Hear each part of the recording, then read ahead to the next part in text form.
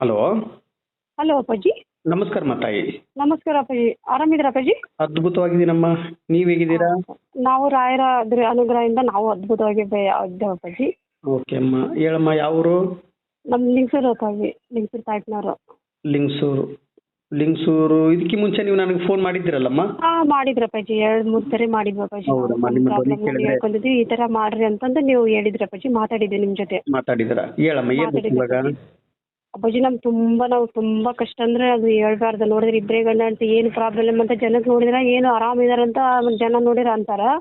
ನಮ್ಗೆ ಇಷ್ಟು ಪ್ರಾಬ್ಲಮ್ ಆಗಿತ್ತು ಅಪ್ಪಾಜಿ, ಎಲ್ಲದರಿಂದ ಹಣಕಾಸಿಂದು, ಜಮೀನಿಂದು, ಕೋರ್ಟು ಕಚೇರಿ ಸಲ ಸಾಕಾಗೋಗ್ಬಿಟ್ಟಿತ್ತು ಅಪ್ಪಾಜಿ. ನಮ್ಗೆ ಅಡ್ಡೇರಿ ಅಲ್ಲಿದು ಒಂದ್ಸರಿ ಸಾಲಗರೆಲ್ಲ ನಾವು ಮನೆಗೆ ಬರೋದು, ಟಾರ್ಚರ್ ಮಾಡೋದು, ಆ ತರ ಮಾಡಕತ್ತಿಬಿಟ್ಟಿದ್ರು ಅಪ್ಪಾಜಿ ನಮ್ಗ. ಅದಕ್ಕೆ ನಮ್ಗೆ ಈ ಟಾರ್ಚರ್ಲಿಂದ ನಾನು ಬಿಡುಗಡೆ ಆಗ್ಬೇಕು, ನನ್ಗೆ ಯಾವ್ದು ಇದು ಬರಬಾರ್ದು ಅಂತಂದು ಮನಸ್ಸಿದ್ದು ಮಧ್ಯಾಹ್ನದಲ್ಲಿ ಮನೇಲಿ ಬೆಡ್ರೂಮ್ ನಲ್ಲಿ ಫ್ಯಾನಿಗೆ ಸೀರೆ ಹಾಕಿ ಆತ್ಮಹತ್ಯೆ ಮಾಡ್ಕೊಂಡ್ಬಿಡ್ಕೊಂಡು ತೀರ್ಮಾನ ಮಾಡಿಬಿಟ್ಟಿದ್ದೆ ಅಪ್ಪಾಜಿ ನಾನು. ಮಾಡಿ ಸೀರೆ ಹಾಕಿ ಕುತ್ತಿಗೆ ಹಾಕಿದ್ರಾಗ ಅದು ದೇವ್ರ ಮನೆಯಿಂದ ಒಂಥರ ಏನೋ ಸೌಂಡ್ ಬಂದ್ಬಿಡ್ತು ಅಪ್ಪಾಜಿ. ನಾನು ದೇವ್ರ ಮನೆಯಿಂದ ಸೌಂಡ್ ಬಂದ್ಬಿಡ್ತು ಅಪ್ಪಾಜಿ ನನಗೆ. ಮತ್ತೆ ಯಾರೋ ಬಂದ್ರು ಅಂತ ಮತ್ತೆ ಸೀರೆ ತೆಗೆದ್ನ ಅಪ್ಪಾಜಿ. ತೆಗೆದು ಮತ್ತೆ ತೆಳಗಿಳಿದೆ, ಇಳಿದ ಮತ್ತೆ ನೋಡಿದೆ ಅಪ್ಪಾಜಿ ನಾನು ಬೆಡ್ರೂಮ್ನಾಗ. ದೇವ್ರ ಮನೆಗೆ ಹೋದೆ ನಾನು. ಹೋಗಿ ಬಂದ ಮತ್ತೆ ಏನೂ ಇಲ್ಲ, ಒಂಥರ ಕೈ ಕಾಲೆಲ್ಲ ಗದ ನಡ್ಕತ್ತಿ ಬಿಡ್ತಿತ್ತು ಅಪ್ಪಾಜಿ. ನಾನು ಅಲ್ಲಿ ಬೆಡ್ರೂಮ್ನಾಗ ವಾಪಸ್ ಅಲ್ಲಿ ಇದು ಹಾಕೋ ನೀರು ಹಾಕಿಬೇಕಂದ್ರೆ ಹೋಗಂಗ ಆಗೋ ಒಂಥರ ಹಾಕತ್ತಿ ಬಿಡ್ತೀನಿ ನನಗೆ. ಆಮೇಲೆ ಮತ್ತೆ ಚೇರ್ ಮ್ಯಾಗ ಹತ್ತಿದೆ, ಅಯ್ಯೋ ಹಾಕೊಳ್ಳೋ ಬೇಡ ಒಂಥರ ಮನಸ್ಸು ಚೇಂಜ್ ಆಗತ್ತಿ ಬಿಡಿದೆ ಅಪ್ಪಾಜಿ ನನಗೆ. ಆಮೇಲೆ ರಾಯರ್ ಫೋಟೋದಲ್ಲೇ ಮತ್ತೆ ಕುಂತು ಆ ಫೋಟೋ ತಗೊಂಡು ನನ್ನ ಸಾಯಕನು ಬಿಡೋಲಿ, ನನ್ನ ಬದುಕನ್ನಕ್ಕೆ ಬಿಡೋಲಿ, ನನ್ನ ಪ್ರಾಬ್ಲಮ್ ಸಾಲ್ವ್ ಮಾಡೋಲಿ, ಯಾಕೆ ನಂಗೆ ತೊಂದರೆ ಕೊಡಕತ್ತೀನಿ ನೀನು, ಯಾಕೆ ನಾನು ನ್ಯಾಯವಾಗಿದ್ದೀನಿ ಅನ್ಯಾಯ ಆಗಿದ್ದೀನಿ ನೋಡು, ನನಗೆ ನೋಡಿ ಕ್ಯಾಶ್ ನೀನು ಇದು ಮಾಡಿ ಯಾಕೆ ಮಾಡಕತ್ತಿ ಅಪ್ಪಾಜಿ ನೀನು? ನಿಜವಾಗ್ಲೂ ದೇವ್ರೆಲ್ಲ ಇದ್ದಿದ್ರು ಬಾ, ನೀನು ನನ್ನ ಕಾಪಾಡೋ, ನನ್ನ ಕೈ ಹಿಡ್ಕೊ, ನನ್ನ ಯಾಕೆ ಮಂತ್ರಾಲಯ ಕುಂತಿ ನೀನು? ನೋಡು ನಮ್ಗೆ ಬಾ, ಸಾಕು ಕೊಡು ನಮ್ಗೆ. ಯಾಕೆ ನಾವು ನಮ್ಮ ಅಂತರೇನು ಬದುಕಕ್ಕೆ ಅರ್ಹತೆ ಐತೆ ಇಲ್ವೋ ಹೇಳು ನೀನು? ಅಷ್ಟು ಪವಾಡ ಮಾಡೀನಿ, ಇಷ್ಟು ಪವಾಡ ಮಾಡಿದ್ದೀನಿ, ನನ್ನ ಪವಾಡ ಮಾಡು, ಹೌದು ನಾನು ಅಂತೀನಿ ಅಂತ ಅವ್ರು ಚಾಲೆಂಜ್ ಮಾಡಿನ ಅಪ್ಪಾಜಿ. ನಾನು ಫೋಟೋ ಮುಂದೆ ಕುಂತ್ರೆ ದೇವ್ರ ಮನೆ ಕುಂತ್ಕೊಂಡು ಹೆಂಗೆಲ್ಲ ಬೈದ್ಬಿಟ್ಟೆ ನಾವು ರಾಯರಿಗೆ. ಆಮೇಲೆ ಅದು ಸ್ವಲ್ಪ ಮತ್ತೆ ಅಷ್ಟಕ್ಕೇನಾದ್ರೆ ನಮ್ಮ ಯಜಮಾನ್ರು ಬಂದು ಬಾಗಿಲು ಬಡಿಯಕತ್ತಿಬಿಟ್ರು ಅವರು. ಅವ್ರು ಬಗನ ಅದು 10 ಕಷ್ಟ ಮತ್ತೆ ನಾನು ನಮ್ಮ ಯಜಮಾನ್ರು ಬರ್ಲಿಕ್ಕೆ ಮತ್ತೆ ಬೆಡ್ರೂಮ್ನಾಗ ನಾನು ಆತ್ಮಹತ್ಯೆ ಮಾಡ್ಕೊಂತ ಬಿಡ್ತಿದ್ದೆ ಗೊತ್ತಿಲ್ಲ ಅಪ್ಪಾಜಿ. ಅವ್ರು ಬಂದ್ಬಿಟ್ರು ಅವರು.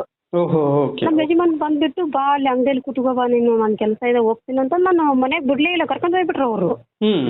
ಅದೆಲ್ಲ ನೋಡಿದ್ರು ಬೆಡ್ರೂಮ್ನಾಗ ಈ ತರ ಯಾಕೆ ಮಾಡಿದಿ, ಯಾಕೆ ನೀನು ಹಿಂಗ್ ಮಾಡ್ಕೊಳಕತ್ತಿ ಅಂತ ಬೈದು ಇದು ಮಾಡಕತ್ತಿ ಬಿಡ್ರು ಅವರು. ಅದಕ್ಕೆ ನಿನ್ ಮನೇಲಿ ಒಬ್ಬಳೇ ಬಿಡಲ್ಲ ನಾನು, ಈ ತರ ಯಾಕೆ ಮಾಡ್ಕೊಂತಿ ಅಂತ ಭಯಕತ್ಬಿಟ್ರ ಅಪ್ಪಾಜಿ.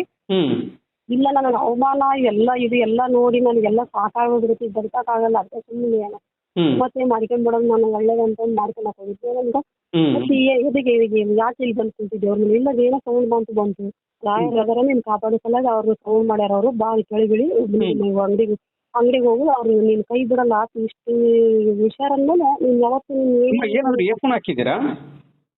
ಇಲ್ಲ ಅಪ್ಪಾಜಿ. ಹೌದಾ, ಸ್ವಲ್ಪ ಅಂದ್ರೆ ಕ್ಲಾರಿಟಿ ಕೇಳಿಲ್ಲ ಅದಕ್ಕೆ. ನೀನ್ ರಾಯರ್ ಅದರ ನೀನ್ ಕಾಪಾಡ್ತಾರ, ನೀನ್ ಏನು ಇಂಥದ್ದೇನೇನು ಮಾಡ್ಕೊಳಕಂತ ಪ್ರಮಾಣ ಮಾಡಂತ ಮತ್ತೆ ಪ್ರಮಾಣ ಮಾಡ್ಸಂದ್ರ ಅಪ್ಪಾಜಿ ನಮ್ಮ ಕೈಲಿ. ನಮ್ಮ ಯಜಮಾನ್ರು ಇಲ್ಲ ಮಾಡಲ್ಲ, ಇನ್ನೊಂದ್ಸರಿ ಯಾವತ್ತೂ ಮಾಡಲ್ಲ ನಾನು ರಾಯರ್ ಏನಾದ್ರು ಸೌಂಡ್ ಮಾಡ್ಲಿಕ್ಕಂದ್ರೆ ನಾನು ಹಾಕೊಂತಿದ್ನೇ ಬಿಡ್ತಿರೋ, ಅವ್ರು ಸೌಂಡ್ ಮಾಡಿಕ್ ನನ್ನ ಆಧಾರ ಅನ್ನೋದು ಅದು ನಂಬಿಕೆ ಐತೆ ನನ್ನ ಮ್ಯಾಗ, ನಾನು ಮಾಡಲ್ಲ ಇನ್ನೊಂದು ಆ ಥರ ಇನ್ನೊಂದು ಆತ್ಮಹತ್ಯೆ ಮಾಡ್ಕೊಳೋದಿಲ್ಲ ನೀನು ಅಂತಂದು ಅಂಗಡಿಯಲ್ಲಿ ಬಂದೆ. ಮತ್ತೆ ಅದು ಒಂಥರ ರಾತ್ರಿ ಎಲ್ಲ ದೇವ್ರ ಮನೆಗೆ ಹೋದ ಒಂಥರ ಸೌಂಡ್ ಏನಾರು ಪೂಜೆ ಮಾಡಕೋರು ಒಂಥರ ಸೌಂಡು.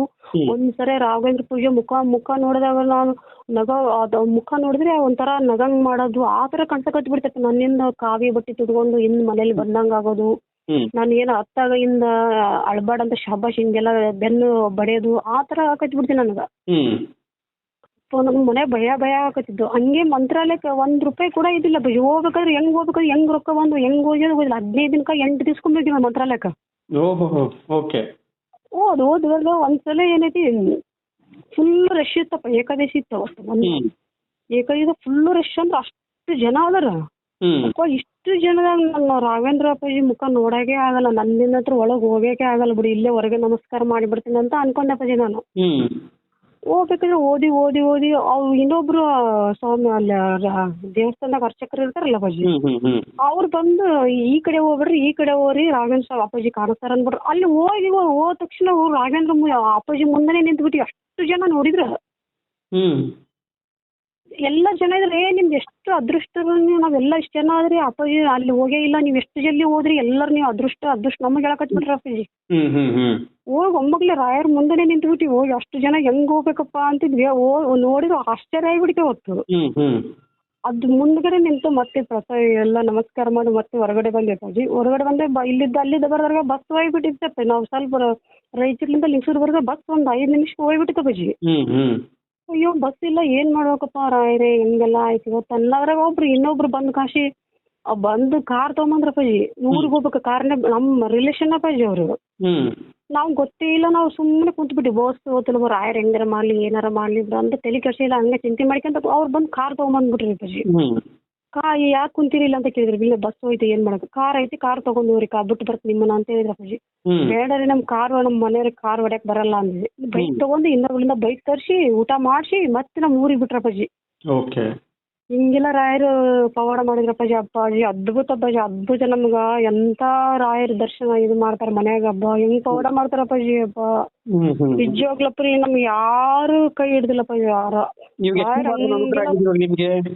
ಏನಪ್ಪಾಜಿ ಅನುಗ್ರಹ ಎಷ್ಟನೇ ವಾರದಲ್ಲಿ ಆಯ್ತು?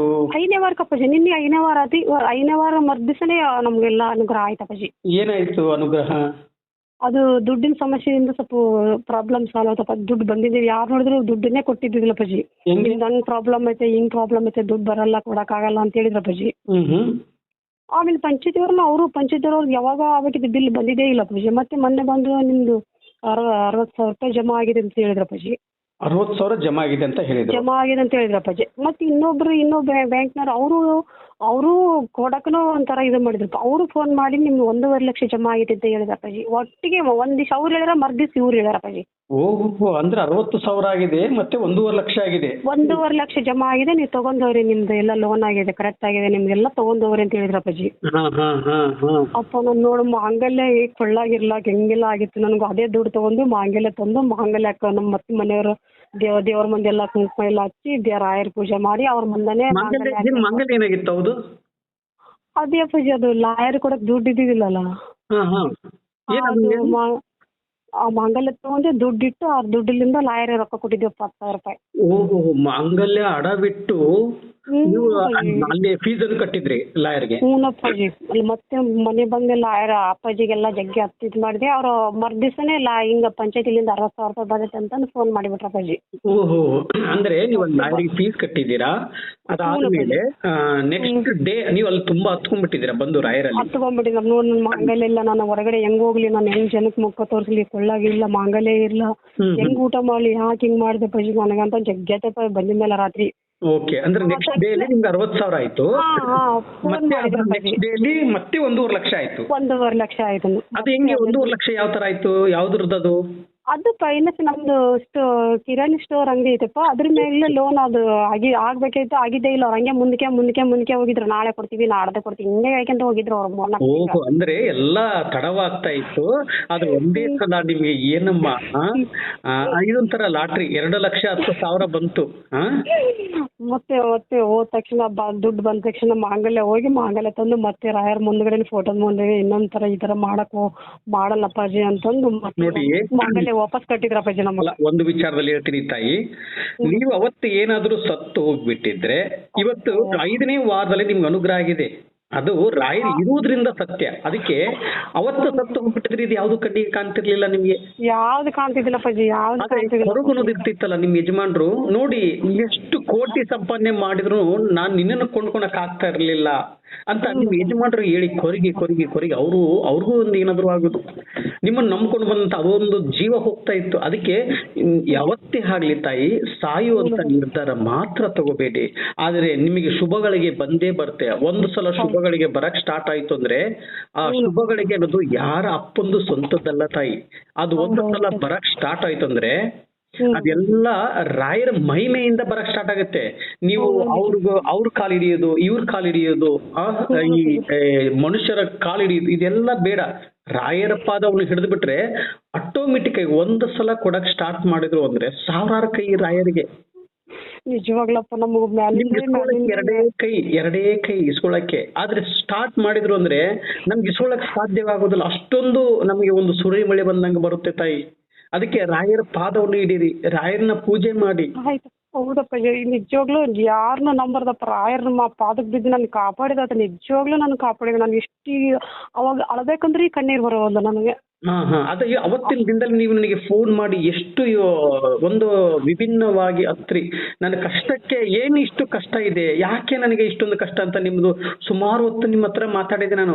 ತಾಯಿ ಚಿಂತಿಸ್ಬೇಡಮ್ಮ, ಅತಿ ಶೀಘ್ರದಲ್ಲೇ ನಿನಗೆ ಒಳ್ಳೇದಾಗತ್ತೆ. ನೀವು ಮನುಷ್ಯರ ಪಾದ ಹಿಡಿದಿಲ್ಲ, ರಾಯರ ಪಾದ ಹಿಡಿದಿದ್ದೀರಾ. ಧೈರ್ಯ ತುಂಬಿದ್ರಪ್ಪಾಜಿ ನನಗ, ನೀವು ಧೈರ್ಯ ತುಂಬಿದ್ರಿ ನನಗ ಆ ಟೈಮ್ನಾಗ. ಹೌದು, 9 ವಾರ ನಾನು ಹೇಳ್ಕೊಟ್ಟಂತ ಒಂದು ವ್ರತವನ್ನು ಮಾಡಮ್ಮ.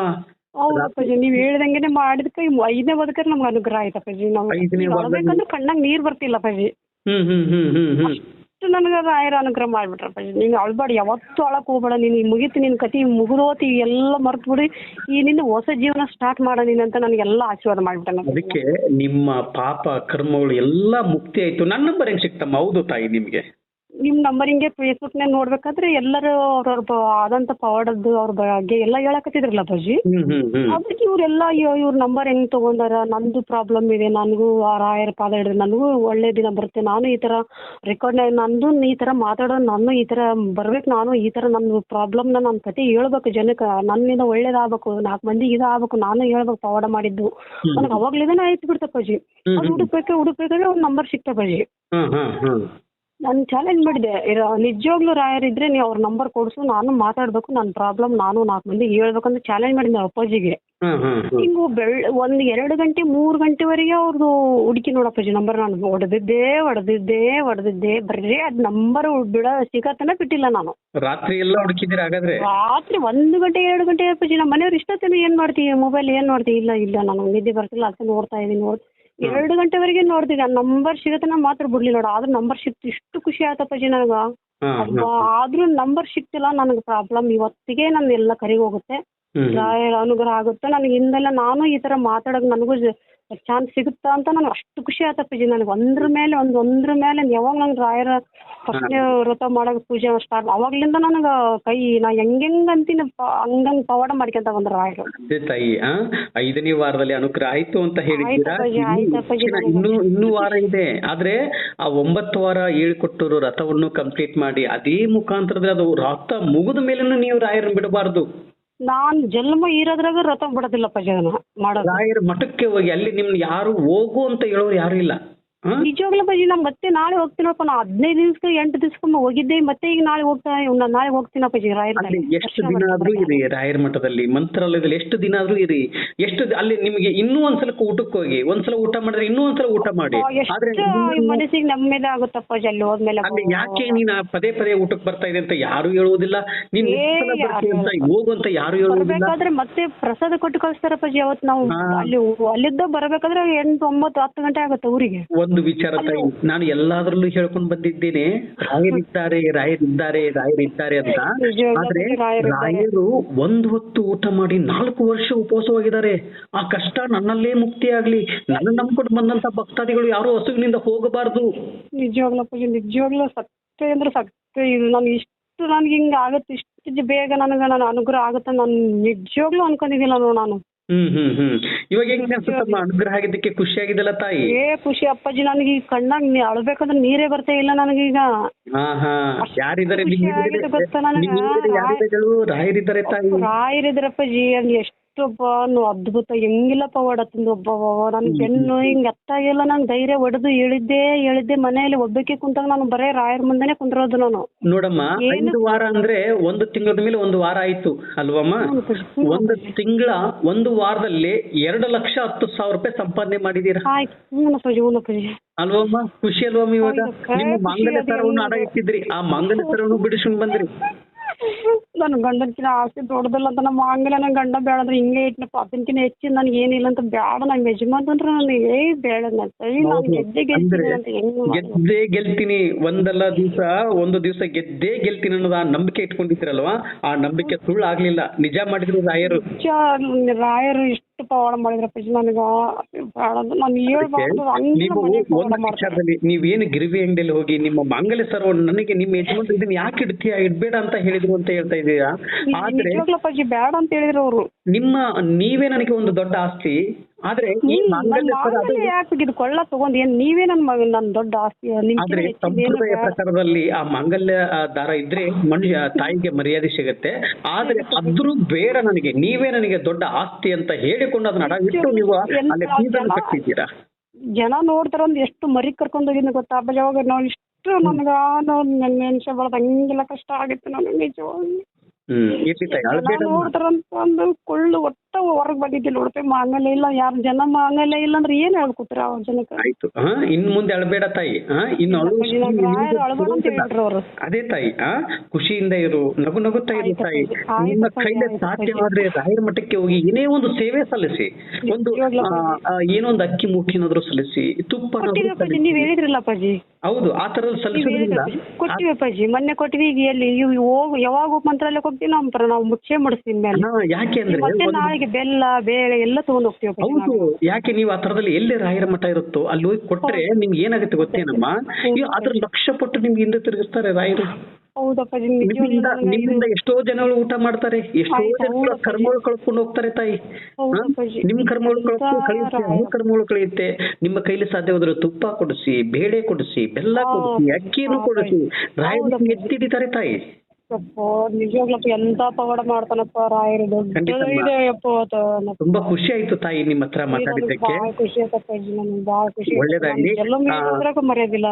ಆಯ್ತಮ್ಮ ತಾಯಿ, ತುಂಬಾ ಖುಷಿ ಆಯ್ತು ನಿಮ್ಮ ಹತ್ರ ಮಾತಾಡಿದ್ದಕ್ಕೆ. ರಾಯರ್ನ 9 ವಾರ 5 ವಾರಕ್ಕೆ ಅನುಗ್ರಹ ಆಗಿದೆ ಅಂತ ಬಿಡಕ್ ಹೋಗ್ಬಾರ್ದು. 9 ವಾರನು ರಾಯರ್ನ ಕಂಪ್ಲೀಟ್ ಮಾಡಿ ಮೇಲೆ ಪೂಜೆ ಮಾಡ್ಬೇಕು. ಬಿಡದೇ ಇಲ್ಲ, ನನ್ಗೆ ಇಷ್ಟೆಲ್ಲ ನಾನು ಸಾಯಿಸ್ತಿದ್ದಾಗ ನನ್ ಕಾಪಾಡಿ ಕೈ ಹಿಡ್ದ ನನ್ನ ನಾನ್ ಹೆಂಗ್ ಮರಿಲಿ ಹೇಳತ್ತಲ್ಲ. ಆಯ್ತಮ್ಮ, ಖಂಡಿತಮ್ಮ, ನಮ್ಮ ಆಶೀರ್ವಾದ ಅಲ್ಲ ತಾಯಿ, ರಾಯರ ಆಶೀರ್ವಾದ. ಯಾವಾಗ್ಲೂ ನಮ್ಮ ಮೇಲೆ ಖಂಡಿತಮ್ಮ, ಒಳ್ಳೇದಾಗ್ಲಿ. ಜಗತ್ತಿನಲ್ಲಿ ಎಷ್ಟೊಂದ್ ಜನ ಕಷ್ಟದಲ್ಲಿದ್ದಾರಪ್ಪ, ಎಲ್ಲರೂ ಒಳ್ಳೇದಾಗ್ಲಿ ಬಜಿ. ಹೌದು ತಾಯಿ, ಖಂಡಿತ ಒಳ್ಳೇದಾಗ್ಲಿ ತಾಯಿ. ಇಷ್ಟೊತ್ತನ ನಿಮ್ಮ ಹತ್ರ ಮಾತಾಡೋದಕ್ಕೆ ನನಗೆ ನಿಜವಾಗ್ಲೂ ತುಂಬಾ ಖುಷಿ ಆಯ್ತು ತಾಯಿ. ತುಂಬಾ ಖುಷಿ ಆಗುತ್ತೆ ಇದೇ ರೀತಿಯಾಗಿ ರಾಯರಿಗೆ ಪೂಜೆ ಮಾಡ್ತಾ ಇರ್ಬೇಕು.